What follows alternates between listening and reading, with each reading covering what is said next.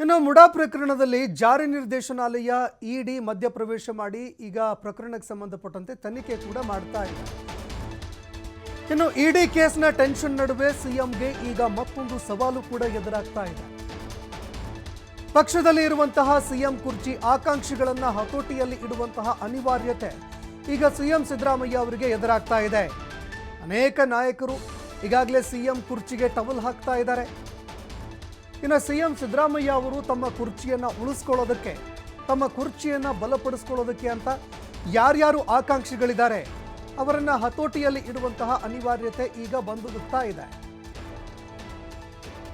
ಇನ್ನು ಸಿಎಂ ಕುರ್ಚಿ ಮೇಲೆ ಒಕ್ಕಲಿಗ, ಲಿಂಗಾಯತ, ದಲಿತ ನಾಯಕರು ಕಣ್ಣಿಟ್ಟಿದ್ದಾರೆ. ನಾವು ಕೂಡ ಸಿಎಂ ಆಗಬೇಕು ಅಂತ ಒಕ್ಕಲಿಗ, ಲಿಂಗಾಯತ, ದಲಿತ ನಾಯಕರು ಸಿಎಂ ಕುರ್ಚಿ ಮೇಲೆ ಕಣ್ಣಿಟ್ಟಿದ್ದಾರೆ. ಇದಕ್ಕೆ ಸಂಬಂಧಪಟ್ಟಂತೆ ನಾವು ಕೂಡ ಒಂದು ಚಾನ್ಸ್ ನೋಡೇ ಬಿಡಬೇಕು, ನಾವು ಸಾಧ್ಯ ಆದರೆ ಸಿಎಂ ಆಗಬೇಕು ಅಂತ ಅನೇಕರು ಪ್ರಯತ್ನ ಕೂಡ ಮಾಡ್ತಾ ಇದ್ದಾರೆ. ಎಲ್ಲ ಪ್ರಯತ್ನಗಳು ಕೂಡ ತೆರೆಮರೆಯಲ್ಲಿ ಈಗಾಗಲೇ ನಡೀತಾ ಇದೆ. ಸಮುದಾಯದ ನಾಯಕರೇನಿದ್ದಾರೆ, ಅಂದರೆ ಒಕ್ಕಲಿಗ, ಲಿಂಗಾಯತ, ದಲಿತ ನಾಯಕರೇನಿದ್ದಾರೆ, ಆಯಾ ಸಮುದಾಯವಾರು ನಾಯಕರು ಯಾರಿದ್ದಾರೆ, ತಮ್ಮ ತಮ್ಮ ಸಮುದಾಯದ ನಾಯಕರನ್ನ ಇದೀಗ ವಿಶ್ವಾಸಕ್ಕೆ ತೆಗೆದುಕೊಳ್ಳುವಂತಹ ಒಂದು ಪ್ರಯತ್ನ ಕೂಡ ತೆರೆಮರೆಯಲ್ಲಿ ನಡೀತಾ ಇದೆ. ತಮ್ಮ ತಮ್ಮ ಸಮುದಾಯದ ನಾಯಕರ ಬೆಂಬಲ ಗಿಟ್ಟಿಸ್ಕೊಳ್ಳೋದಕ್ಕೆ ಅಂತ ಒಳಗೊಳಗೆ ತಂತ್ರಗಾರಿಕೆ ನಡೀತಾ ಇದೆ. ಇನ್ನು ರಹಸ್ಯ ಸಭೆಗಳನ್ನು ಮಾಡೋ ಮೂಲಕ ಸಚಿವರು, ಶಾಸಕರನ್ನ ಓಲೈಕೆ ಮಾಡುವಂತಹ ಒಂದು ಪ್ರಯತ್ನ ಕೂಡ ನಡೀತಾ ಇದೆ. ಈ ರಹಸ್ಯ ಸಭೆಗಳಿಂದ ಈಗ ಸಿಎಂ ಸಿದ್ದರಾಮಯ್ಯ ಅವರು ಕೂಡ ಅಲರ್ಟ್ ಆಗಿದ್ದಾರೆ. ಸಿಎಂ ಸಿದ್ದರಾಮಯ್ಯ ಅವರ ಆಪ್ತ ಪಡೆ ಕೂಡ ಈಗ ಈ ಒಂದು ರಹಸ್ಯ ಸಭೆಗಳಿಂದ ಅಲರ್ಟ್ ಆಗಿದೆ.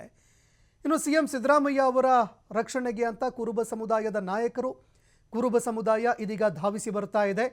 ಸಿಎಂ ಸಿದ್ದರಾಮಯ್ಯ ಅವರ ಕೈ ಬಲಪಡಿಸೋದಕ್ಕೆ ಅಂತ OBC ಅಸ್ತ್ರ ಪ್ರಯೋಗ ಮಾಡೋದಕ್ಕೆ ಅಂತ ನಿರ್ಧಾರ ಕೂಡ ಮಾಡಲಾಗ್ತಾ ಇದೆ. ಹೀಗಾಗಿ ಜಾತಿ ಗಣತಿ ವರದಿಯನ್ನು ಜಾರಿ ಮಾಡೋದಕ್ಕೆ ಅಂತ ಒತ್ತಾಯಿಸಿ ಒಂದು ರೀತಿಯಾಗಿ ಈಗ ಕೆಲಸ ಕೂಡ ನಡೀತಾ ಇದೆ. ಸಿಎಂ ಸಿದ್ದರಾಮಯ್ಯ ಅವರು ಇದನ್ನು ಆದಷ್ಟು ಬೇಗ ಜಾರಿ ಮಾಡಬೇಕು ಅಂತ ಒಂದು ಒತ್ತಾಯ ಕೂಡ ಕೇಳಿಬರ್ತಾ ಇದೆ.